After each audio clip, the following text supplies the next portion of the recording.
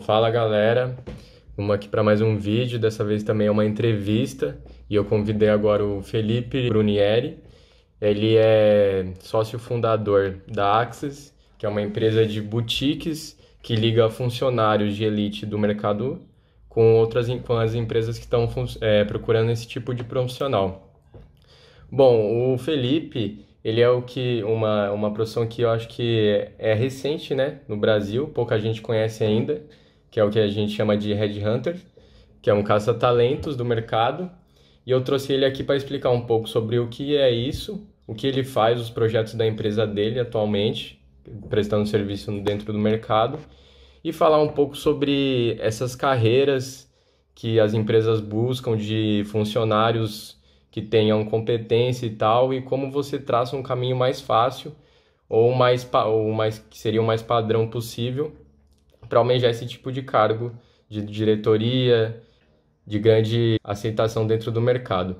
E por fim, a gente vai encerrar o vídeo falando de uma coisa que vocês me perguntam bastante também, que é o acesso a essas empresas, como é o profissional de hoje, se há uma mudança. A gente também vê as grandes empresas multinacionais como a JP Morgan, atuando nessa área da diversidade feminina, de raça e gênero. E o Felipe vai comentar um pouco pra gente sobre isso. Bom, então boa tarde, Felipe, tudo bem? Rogério, muito obrigado pelo convite. Eu gostei bastante aí do canal de vocês. Acho que tem muito a agregar, né, para a carreira profissional de maneira geral. Então, parabéns pelo trabalho. Obrigado pelo convite. Bom, então vamos começar. Você pode falar um pouco para a gente o que é assim um headhunter e como funciona esse serviço que a sua empresa presta hoje no mercado? Excelente. É o que você falou, né? O Headhunter é uma profissão nova, né? Ninguém pensa ao sair do colégio que hoje eu vou me tornar Headhunter, né? Não tem uma faculdade para isso, não existe isso, né? Então, o Headhunter é realmente muito novo. Na verdade, a profissão não é tão nova, mas aqui no Brasil é mais recente, né? E é mais difundida recentemente, digamos assim, tá? E o que o Headhunter faz? Ele, na verdade, ele consegue avaliar dois aspectos, comportamentais e técnicos de um profissional, né? E aí, o cliente dele, quem compra os serviços deles é uma empresa, né? Como você falou, o JP Morgan, por exemplo, né? Então, essa empresa vem até a minha consultoria, que se chama Assets, aí ela procura, ela pede para mim, eu quero um profissional assim, assim, assado, que tem essa experiência nesse tipo de empresa, que fala esses idiomas, tem essa formação, e aí eu ajudo ela a desenhar o perfil da vaga, né, o perfil do candidato ideal, e vou para o mercado buscar essa pessoa, né? Então eu entrevisto uma série de profissionais, de candidatos, escolho aqueles que eu achar que faz mais sentido e mando para o meu cliente, que é a empresa. E aí a gente acompanha a evolução da entrevista dele na empresa, né, no cliente. E aí quando ele é contratado pela companhia, a companhia me paga um FII. Né? Então é basicamente essa dinâmica. Mas só para deixar claro que quem é o meu cliente é a empresa e não o candidato, acho que vale a pena falar isso também. Eu sou contador de formação, né, então venho da área financeira, fiz faculdade pública também, fiz FEA USP, né, fiquei 4 anos da minha carreira no começo na Deloitte, né, em auditoria externa, então isso ajuda bastante também, eu posso até recomendar as pessoas aqui, se que puderem começar a carreira em Big Four, né, que a gente chama de Big Four, que é auditoria externa, consultoria, é muito legal, agrega bastante para o começo da carreira. Fiquei 4 anos lá e me tornei Headhunter, que eu sou há 10 anos. Né? Então, eu passei por algumas consultorias de Headhunter, até abrir a minha própria consultoria, que é a Assets, como eu disse, no começo do ano passado, que tem 1 ano e meio mais ou menos. Tá? E só para vocês entenderem, a Assets, até pelo meu background de finanças, né, e por esses 10 anos estarem recrutando sempre para finanças, eu só contrato executivos de finanças, né? Que é um mundo de coisas, né? Não, quando a gente fala finanças, parece que é uma área ou duas, mas vocês que estudam economia, principalmente, sabem que é muita coisa, né? Uhum. TI de contabilidade, tesouraria, planejamento financeiro, fusões e aquisições, controles internos, então é um range muito grande aí de buscas também. E outro ponto importante para falar é que eu recruto só níveis de liderança, então gerência senior, diretoria, né, o que a gente chama de C-level, que é o chief, né, o C-level ali é o que gerenciam as áreas, né, então o CFO que gerencia a área de finanças, o CMO de marketing, assim por diante. E eu faço posições em empresas, né, e dos mais vários tamanhos e setores. Então, desde muito pequenas startups até muito grandes. e setores de indústria, de varejo, serviços, infraestrutura, ou seja, um pouco de tudo aí também. Certo. Então você disse que basicamente você é o intermediário da empresa, né? Não o intermediário da pessoa que busca e tal. Então, como basicamente você faz para achar esse candidato assim? Porque pelo que eu pesquisei um pouco, pode ser em qualquer espaço mesmo, pode ser numa festa, sei lá, numa corrida no Ibirapuera, coisa do tipo. Então, você tem esse leque assim de oportunidades para encontrar um candidato certo que a empresa está procurando. É isso aí. Na verdade, assim, o Red Hunter é o que a gente chama de lifestyle, né? É um estilo de vida. Né? Uhum. 24 horas por 7 você está antenado ali com quem está falando, né? O que a pessoa que você está conversando faz, né? Para ver se você consegue ajudar. Então, realmente tem que estar sempre alerta, né? É como se fosse um escoteiro. E quanto mais tempo você está nessa profissão de recrutamento e seleção, de headhunter, mais gente você conhece, maior sua rede de relacionamentos, então mais candidatos você tem, né? E mais clientes também, porque o candidato de hoje, ele pode ser o cliente de amanhã, né? Então, quanto mais tempo você tem nessa profissão, mais sênior e uma rede maior você tem, mais projetos você conduz, mais vagas você faz, tá? Então, acho que esse é um ponto legal de destacar. Mas é o que você falou, eu sou um intermediário entre a empresa e o candidato. Tem outras empresas que são de outplacement, que fazem vagas, que não fazem vagas, que quem contrata é o candidato. Aí ele está desempregado, ele quer buscar alguma coisa no mercado, ele vai até essas empresas de outplacement, e essas empresas ajudam ele a elaborar um CV, elaborar um LinkedIn, onde que ele pode agregar, onde ele não pode. Mas, de maneira geral, quando eu, como headhunter, vou procurar um candidato, eu procuro por 4 partes, né? Como você falou, em eventos sociais, no dia a dia, né? Ali está acontecendo. Outra coisa, no meu banco de dados, então essas 10 mil pessoas que eu entrevistei, eu vou tentar relembrar delas quem pode ser aderente àquela vaga, né? Eu vou pedir indicação, então eu vou ligar, Rogério, você tem indicação para me passar para uma vaga assim, assim, assado, né? Você pode me ajudar com indicação, e aí, como o cara sabe muitas vezes de finanças, ele passa uns perfis bons, né? E redes sociais, né? Então, muita busca através do LinkedIn, muita busca através de outras ferramentas, como o grupo do WhatsApp, né? Muitas vezes eu faço um anúnciozinho ali da vaga e compartilho nos meus grupos. Então, são essas as frentes que a gente trabalha para procurar um candidato. Lembrando que são candidatos com bastante bagagem, né? Então, nem sempre eles estão dispostos a ferramentas mais tecnológicas, digamos assim. Né? Então, você precisa estar bem atento nessas frentes, tá? Bom, então como você trabalha com esses profissionais assim de alto nível, daria para a gente estabelecer um padrão assim, mais ou menos no tipo de carreira que eles traçaram, um padrão que as empresas geralmente buscam do candidato, assim, pensando mais ou menos na perspectiva de uma pessoa agora que está saindo da faculdade, está lá nos últimos anos de curso, está procurando um estágio, mas tipo fica naquela, será que é só estagiar? Será que é só qualquer empresa? Ou será que eu preciso de um intercâmbio, ou eu preciso falar quantas línguas, ou tipo, eu tenho que saber especificamente um programa que eu tenho que saber mexer. Então, qual é esse padrão assim de um profissional de elite que as empresas costumam querer assim? Excelente, Rogério, muito boa pergunta. Eu espero ajudar um pouco vocês, né, e quem está começando agora. Acho que a primeira questão é quem vai estagiar. O estágio, ele é uma ferramenta para o profissional poder testar o que ele gosta de fazer, né? Então, a gente, o principal é use o tempo de estágio para rodar, né? Pô, fiquei aqui 6 meses, não gostei, vou para outro. Ah, não gostei, vou para outro. Não gost... Até você encontrar algo que faça realmente mais sentido para sua carreira. É muito difícil a gente com 18 anos, 17, 18 anos, 19, que seja, definir o que a gente quer fazer para a vida inteira, né? Eu sou exemplo, a prova viva. Eu me formei em ciências contábeis, hoje eu sou headhunter, trabalho com RH, não tem nada a ver, né? Então a vida vai levando, né? Mas não se cobre tanto no começo para você já saber o que você quer fazer para sempre. Tenta, vai testando. Eu faço economia, vou trabalhar no mundo acadêmico, faz uma pesquisa com algum órgão específico, não gostei. Eu vou tentar em banco, não gostei, vou tentar em empresa. Vai testando, vou tentar consultoria. Então, testa, até você achar um lugar que fala, aqui vale a pena. Né? Você pode errar, pode acontecer um monte de coisa na sua carreira, mas pelo menos começar, né? Um direcionamento.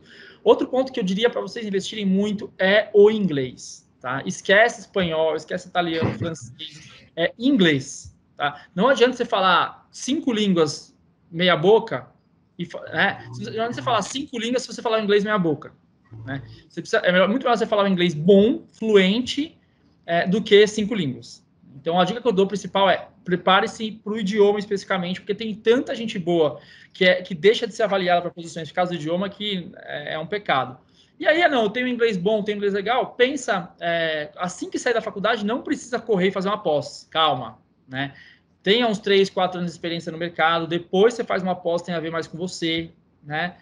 Se você tiver ali até os seus 28, 29 anos com uma pós concluída, tá ótimo, tá? Não tenha pressa disso. E aí você pensa no espanhol, porque o espanhol é o diferencial também, ainda mais pela região que a gente está, né? Que é a América Latina. Muitas vezes o hub América Latina, o hub que eu falo é a região, né? Ela consolida no Brasil para poder reportar para fora, né? Então você tem que falar em espanhol com alguns países que não falam tanto espanhol, como Peru, Equador, em Chile, enfim. Então, tem que saber, o espanhol é um requisito interessante também, tá? Uma outra dica que eu daria para os profissionais, depois que passaram pelo estágio, já estão efetivados e tudo mais, acho que toda experiência em consultoria ou auditoria externa é muito bem-vinda para quem quer ser finanças, tá?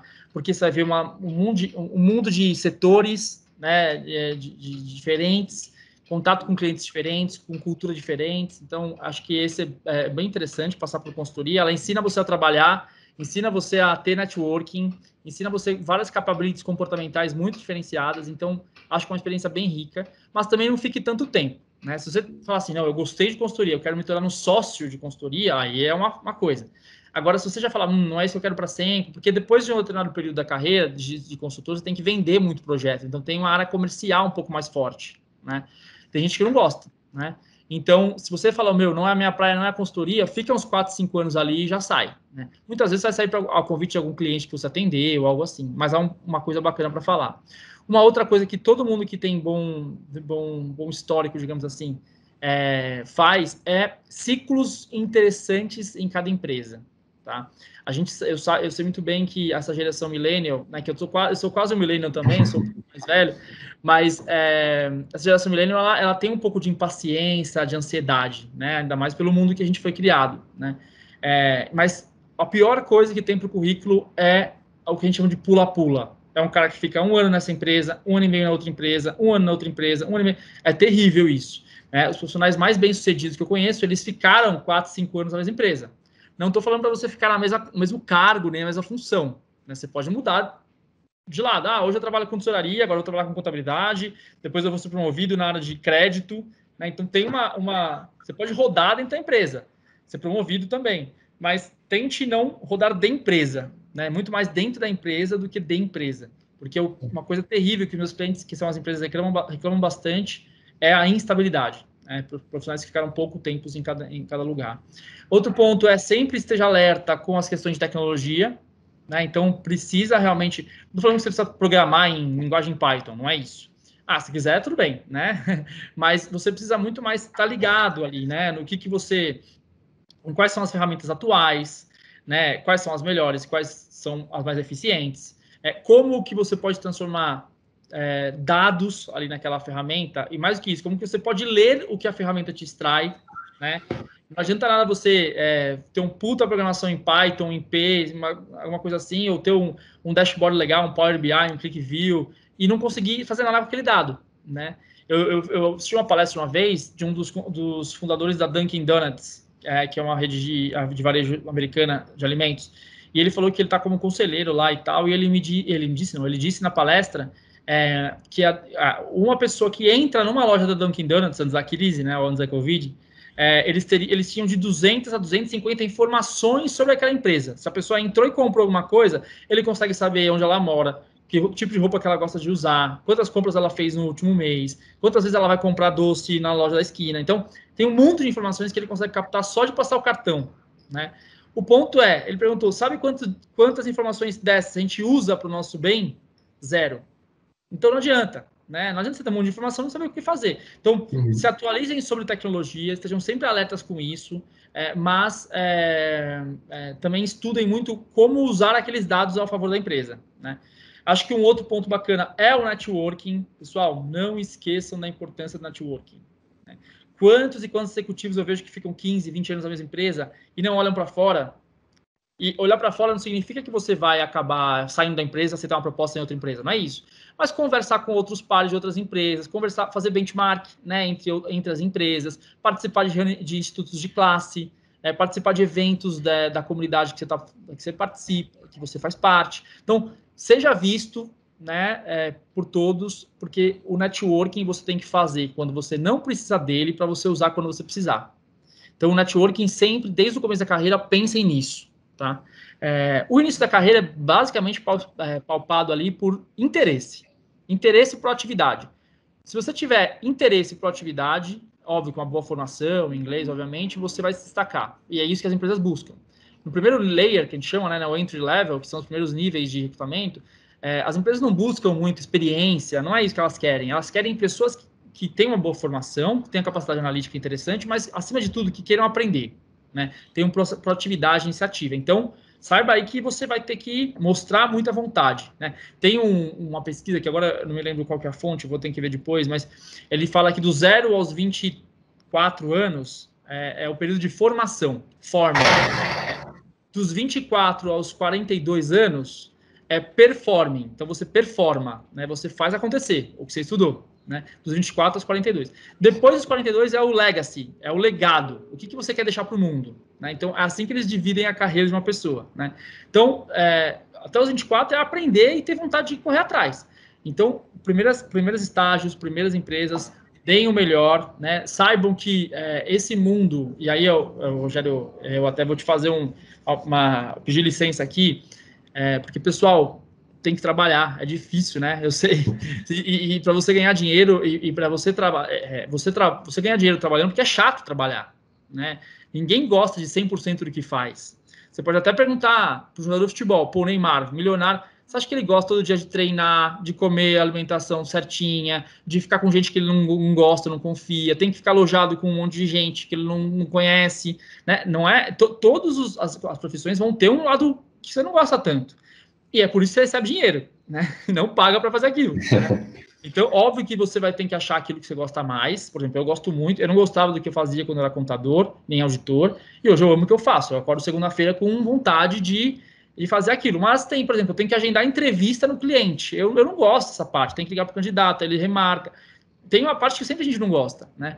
Mas a preocupação, o ponto principal é vá e faça o máximo que você puder para aprender e mostrar interesse naquilo que você está fazendo, tá? E o outro ponto é ir aí desenvolvendo cada vez mais as soft skills que a gente chama, né? Porque no começo, até o nível gerencial, o que pode levar vocês até lá é o hard skills, né? É a competência técnica. Então, o que a técnica vai te ajudar a chegar lá? Beleza. A partir de gerente, para você ser um diretor e um vice-presidente, o que vai te levar lá são as competências comportamentais, que a gente chama de soft skills. Né? Então, as principais que eu diria é, que tipo de líder você é? Então, você é um líder que as pessoas gostam, que você engaja o time, né, que você consegue identificar as necessidades de cada um e o que motiva as pessoas diferentes. Né? Não tem como você ser o mesmo líder para todo mundo, você precisa ser líder diferente para cada pessoa. Né? Então, você consegue fazer isso? Então, essa parte de liderança é muito importante. A parte de visão de dono, senso de dono, por mais que você esteja uma empresa muito grande, né, ou uma empresa menor, pequena, startup, eu também tenho responsabilidade pelo dinheiro que a gente gasta aqui, pelas ações que a gente faz aqui na empresa. Então, esse senso de dono é muito importante. Né? A visão de negócio. Né? Então, por mais que você esteja em finanças, né, que quando a gente fala de economia, tende a ir mais para esse lado, né? Será que eu vou só falar não para se alguém quiser fazer um lançamento de um produto novo que não é rentável, né, que a margem vai ser baixa ou até negativa, ou eu tenho que entender por que essa pessoa quer aprovar esse produto, né, e ajudá-la, inclusive, a chegar no sim, né? Então, é muito esse tipo de coisa, né, de visão de negócio que a gente chama. Pô, aquela decisão estratégica que a gente está tomando de aumento de preço ou de retirar um produto do mercado ou de ampliar uma fábrica, como é que isso está impactando dentro de finanças? Né? E como é que finanças pode ajudar a operação a vender mais, a ter menos despesas e ter uma margem maior, né? Então, essa visão de negócio, especificamente falando de finanças, é muito importante, tá? E por último, que eu destacaria também em comportamento é a capacidade de influência e de criação de alianças, né? Ninguém cresce sozinho, a empresa é grande, a pessoa precisa estar, ela precisa conseguir criar alianças com os seus pares, principalmente, né, e com os gestores, né, para cima. Não estou falando de puxa-saco, pelo amor de Deus, é criação de aliança na confiança, né? Entregar um trabalho bom, e ser um cara sempre atento, colaborativo, né? Então, criar aliança, estabelecer esse grau de aliança com alguém e influenciar, né? Você tem que, através das técnicas de comportamentais, ser capaz de influenciar, especialmente os pares, né? Que não respondem para você, né? Que respondem para outras pessoas, mas você tem que saber, você tem que conseguir que eles façam o que você precisa quando aquilo não é tarefa deles. Então, essa capacidade de influência é muito importante também. Enfim, Rogério, respondendo rapidamente aqui, acho que são esses os pontos principais. Tem os hard skills, tem os soft skills, tem a formação, tem idiomas. Acho que é um conjunto de tudo aí que vai fazer você se tornar um executivo bem respeitado pelo mercado. Bom, muito obrigado, Felipe.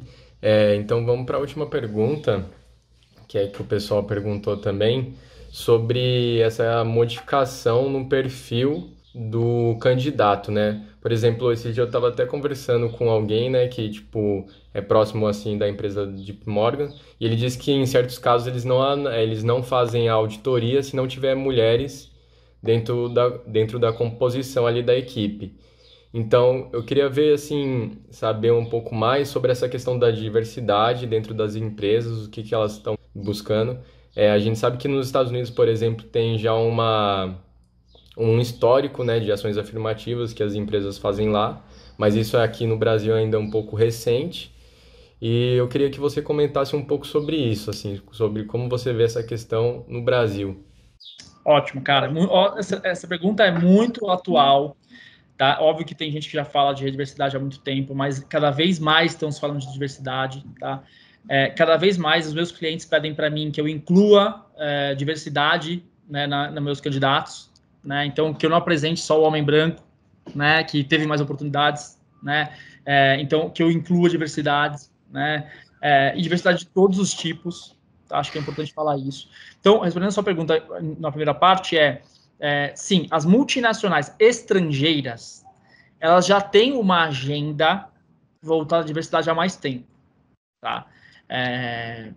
Pelo tempo de experiência mesmo que elas têm, né? Por estarem aqui no Brasil, lá fora serem mais velhas, enfim. Empresas brasileiras, sim, elas têm muito drive para isso, mas são principalmente as empresas maiores, de grande porte, né? Capital aberto e que são mais antigas também. Então, essas empresas mais tradicionais e mais grande porte estão olhando mais para isso. Né? Então, até citando aqui, Votorantim, por exemplo, Alpargatas, Natura, Raizen, Hering, são empresas grandes brasileiras que olham para a diversidade com muito carinho. Né? Empresas menores, pequenas, familiares, ainda estão engatinhando. Né? Então, sim, pensam em diversidade, mas não tem um programa próprio para isso, para estimular isso, enfim. Né? Enfim, então, respondendo para você, aqui no Brasil tem empresas com graus de maturidade diferentes pensando em diversidade, né? Desde as mais incipientes até as mais desenvolvidas. Né? Depende do tamanho dela e também da origem dela, eu diria, tá? E do viés.